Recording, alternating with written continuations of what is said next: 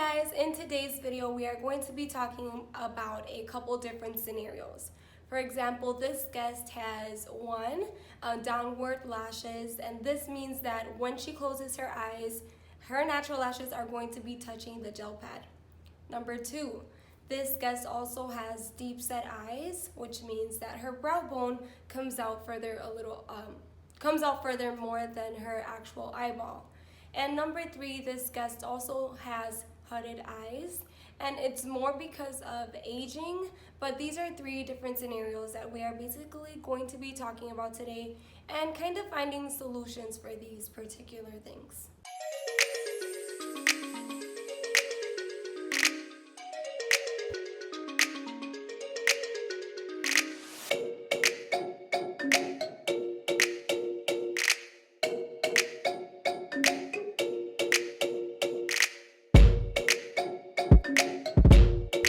So as you can see, once she closed her eyes, the eyelash extensions are very close to the gel pad.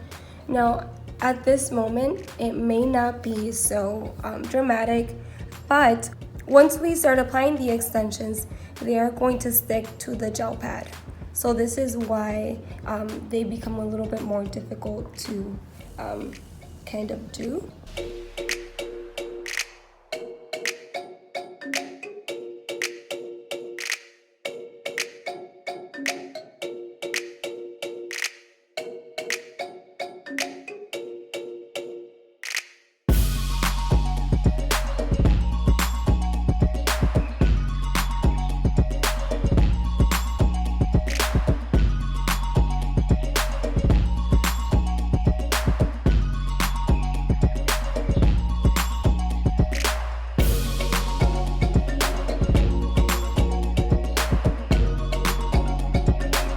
Alright, so we are going to be using sizes 12 millimeters and 11 millimeters. I am not going to be using a third size because, if you look at her lash line is actually very small.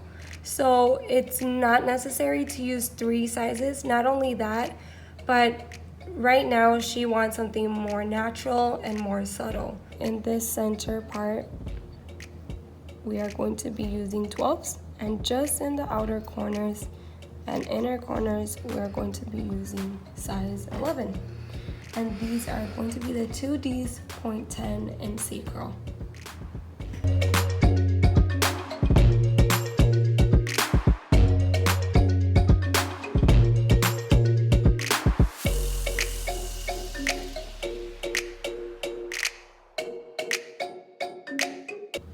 So if you guys notice, I'm actually pushing down the gel pad.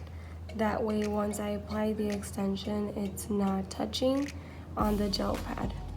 So like I always say, just push down on the gel pad. That way, the extensions do not touch. The tape is probably going to be more helpful right here in the inner corners. And maybe the outer corners, just depending. This eye is actually not as bad as this eye. It's always like that every time I do her lashes.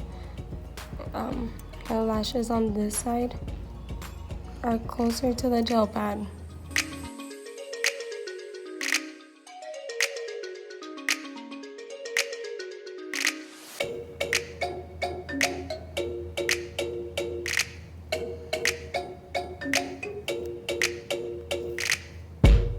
So we're basically going to tape it to the lid first, and then we're gonna gently lift up that area. If you can see, it's lifting up the lashes, and we're just gonna tape it up to our forehead. We're gonna try to avoid any pressure on the eyebrows, just so that, once we take it out, it's not as difficult. So just the main pressure points right on the lid and on the forehead.